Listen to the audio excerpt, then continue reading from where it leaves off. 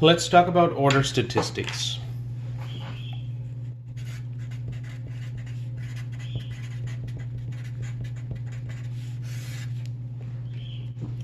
So what is order statistics? So for example, we have y1 up to yn. These are continuous, independent, random variables with distribution function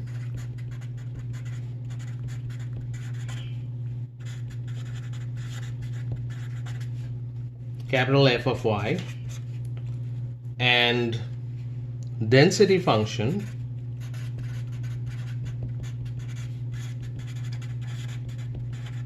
small f of y.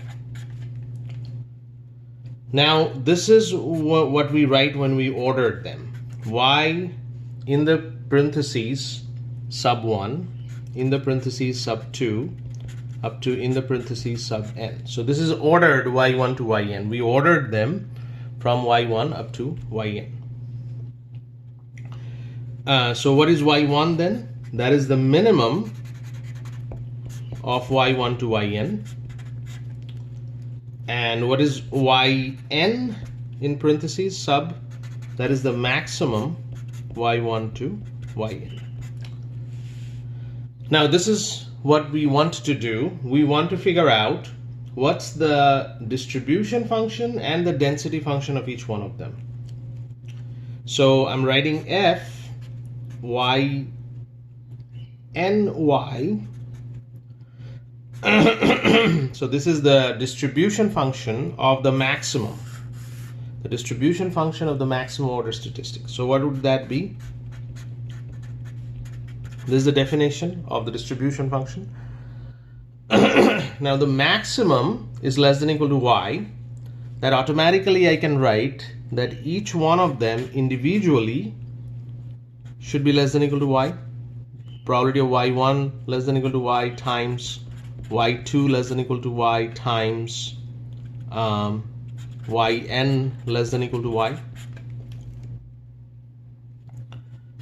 That means that individually these are f of y. Here it is. So if I multiply f of y n times, that should be what it is. So what would be the gn of y? That means this is the density function of the maximum order statistics. This is the distribution function of the maximum order statistics, the density function of the maximum order statistics. So I have to take the derivative of that with respect to y. So n f of y to the power n minus 1, and then inside function I take the derivative will be small f of y.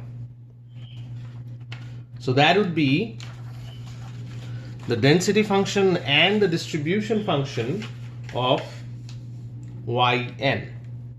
And these two are also in your book. So figure out where in your book, because it's open book. When I'm going to ask questions, you need these two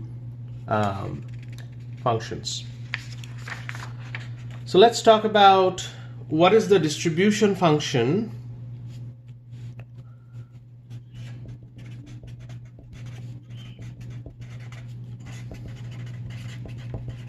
of y1. Remember what is y1? y1 is the minimum order statistics. So I'm writing the same way, f of y1 y,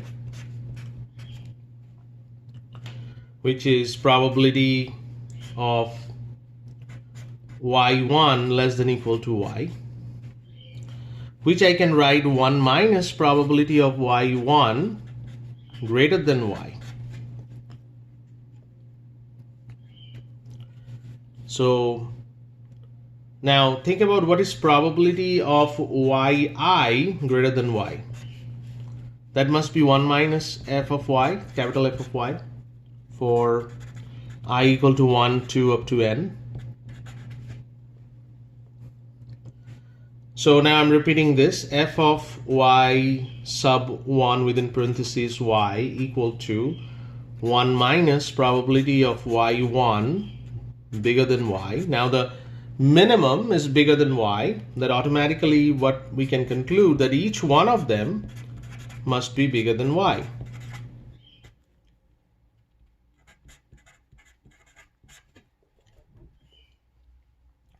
Which is nothing but, this is our independent, so individually I can write as probability of y bigger than y to the power n.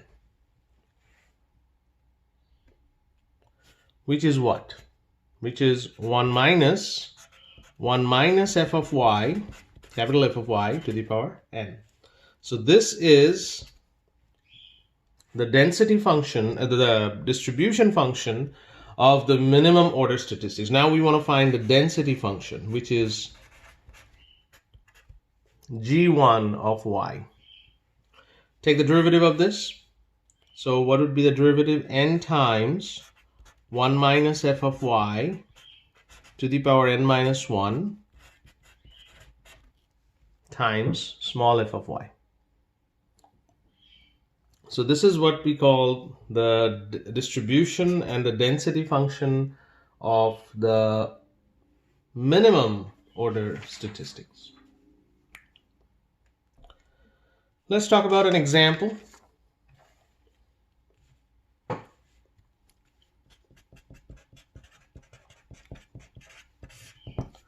Say a distribution given to you, small f of y is 1 over beta e to the power minus y over beta, y greater than 0.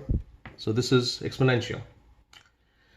I'm just considering two random variables, y1 and y2. So x is defined as minimum of y1 and y2. We need to find what is the density of x. So this is, I can write this is exponential beta. So density of this is nothing but g1y because it's the minimum. That's what we did here. This is the g1y right here. So that I can pretty much write here, the g1y here, n times 1 minus f of y to the power n minus 1 times f of y. So I'm just copying that. Now, do I know all these factors? Do I actually know what are these? The answer is yes, we already know that. How do I know that? This is exponential beta. So this f of y is this one, small f of y. Capital F of y is 1 minus e to the power minus y over beta. I already know that. So now this is for 2 because we have y1 and y2, just two variables there. So we write 2 here, and then 1 minus 1 plus e to the power minus y over beta. Just I'm plugging in this function right here. And 1 over beta e to the power minus y over beta. So this is 2 over beta. This cancels out. E to the power minus 2y over beta, which is actually a gamma function. A gamma 1 beta over 2. This is the gamma function. Now I also can write, ask what is the expectation and what is the variance of this. So what is the variance of gamma? If I just multiply alpha times beta, so beta over 2.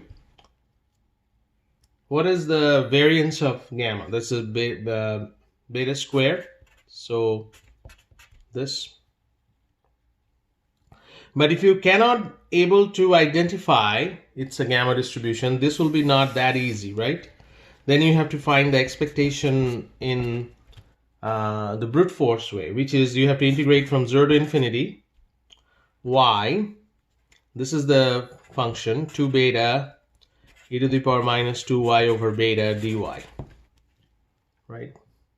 And now substitute z equal to 2y over beta, dz is 2 over beta dy. And then if you substitute that, this will be beta over 2, 0 to infinity, z e to the power minus z dz. And what is this? This is gamma 2, which is 1. So the answer is beta over 2. So this is a brute force if you do not identify this as a gamma function or as a gamma distribution. But either way, you can get the expectation.